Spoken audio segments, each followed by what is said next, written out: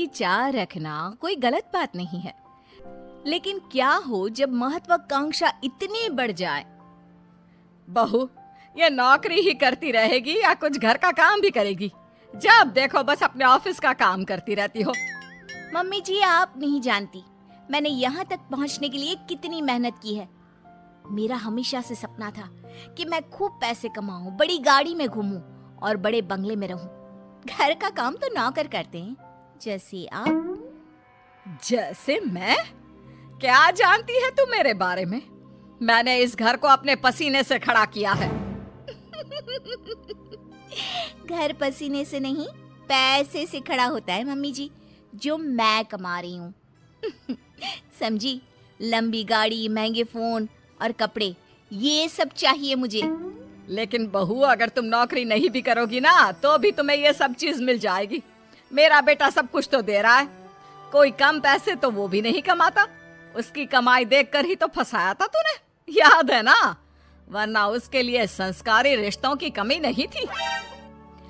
संस्कारी भी फेल है सरकारी वाली के पीछे। मम्मी जी, ये सब तो मैं भी जानती हूँ, लेकिन मैं ये सब अपने कमाए पैसों से चाहती हूँ, ना कि अपने पति के पैसे। और मैं भी ऑफिस जाना चाहती हूँ, काम करना चाहती हूँ।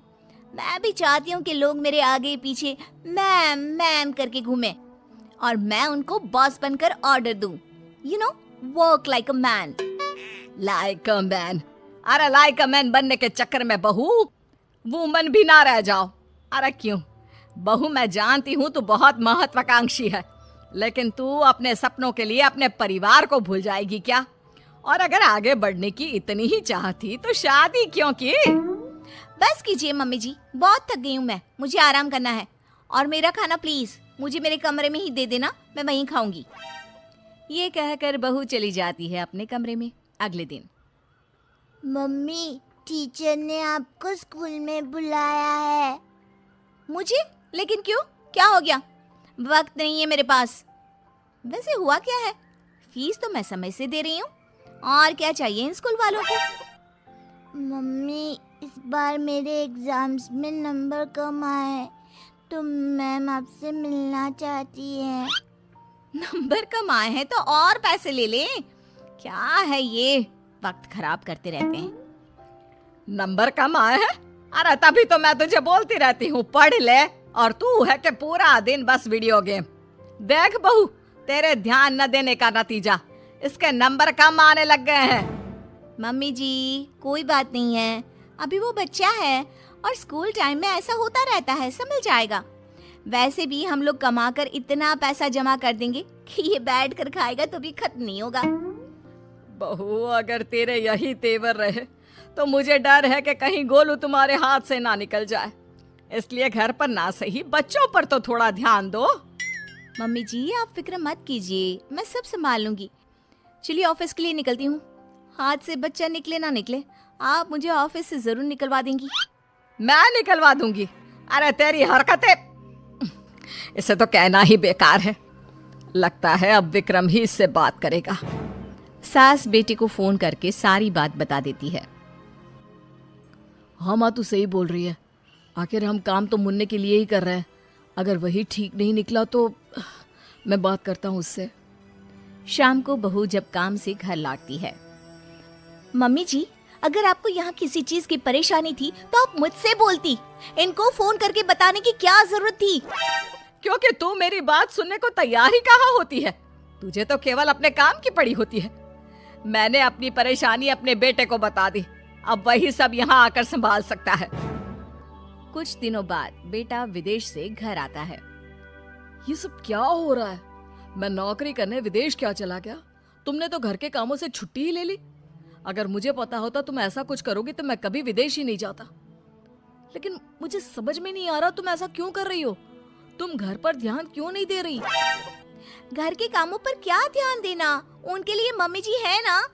मैं भी तुम्हारी तरह पैसे कमा रही हूँ और अपने सपने पूरे कर रही हूँ। मैं पैसे अपने सपने पूरे करने के लिए नहीं, हम सबके लिए कमाता हूँ, ताकि तुम सब बढ़िया से रहो, तुम्हें किसी चीज की दिक्कत ना हो। और वैसे भी हमें तुम्हारे जॉब करने से कोई प्रॉब्लम नहीं है। प्रॉब्लम ये है कि तुम अपने परिवार के प्रति जिम्मेदारियां पूरी नहीं कर रही हो। पूरी जिम्मेदारी उठाने का ठेका मैंने लिया है क्या? अरे कुछ तुम ही कर लो। ऐसा है तो ठीक है माँ, मैं घर के कामों के लिए नौकर रख रहा हूँ और गोलू की पढ़ाई वगैरह मैं सब खुद देख लूंगा। अगले दिन से घर का सारा काम नौकरानी संभाल लेती है और कभी कभी तो वो सास की देखभाल भी करती है। तूने एकदम सही लड़की को काम पर रखा है। कितना काम करती है और शिकायत का एक भी मौका नहीं देती। दिखने में भी कितनी सुंदर है। बेटा सच कहूँ तो बहुएं ऐसी ही होनी चाहिए। माँ वैसे भी ये नौकरानी नहीं है, दरअसल ये मेरे ऑफिस में ही थी, लेकिन जब मैंने इसे अपने घर की प्रॉब्लम बताई तो मेरी मदद करने के लिए राजी हो गई। दूसरों के लिए सोचती भी कितना है। हाँ माँ, मुझे नहीं पता था कि ये गीता इतना अच्छा घर का काम भी कर लेती है। वैसे माँ ये ऑफिस में भी सब कुछ संभाल लेती है, वो भी अच्छे से। बहुत महत्वाकांक्षी नहीं है, लेकिन सबको लेकर आगे कैसे बढ़ना है ये इसे अच्छी तरह पता है। मुझे इसकी सबसे अच्छी बात क्या लगती है पता है? क्या बेटा? जब मैं घर पर नहीं होता तो ये आपका और गोलू का कितना अच्छा ध्यान रखती है। तभी घर में मेहमान आ जाते हैं। ओहो, ये लोग भी ना धर्मशाला समझकर रोज आ जाते हैं। ये बोलकर वो अंदर चली जाती है।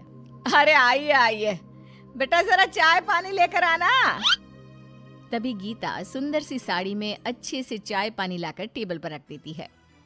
हाय रे, आपकी बहू सही रास्ते पर आ गई। नहीं तो हमेशा हवाई बनकर घूमती रहती थी। अरे नहीं नहीं, ये नौकरानी है हम लोगों के यहाँ। बेटे के ऑफिस में ही नौकरी करती है। वो क्या है ना, पैसों की जरूरत पड़ गई थी इसे तो पार्ट टाइम में। लेकिन कितना अच्छे से काम संभाल लिया है आपका।